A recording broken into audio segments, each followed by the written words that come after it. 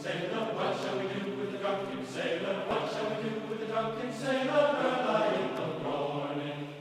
I'm Paul Bennett at Shoestring Shipyard here in Millbridge, Maine. We're located along Maine's Bold Coast, not very far from the U.S.-Canadian border.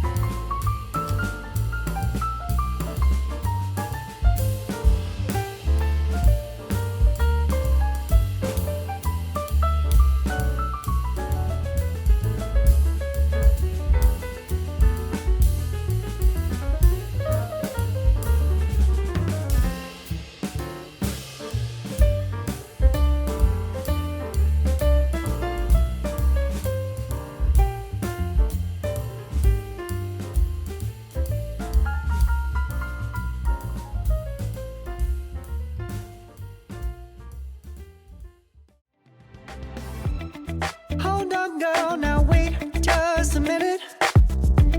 I've got something to say, you should hear it. Oh, I'm happy to make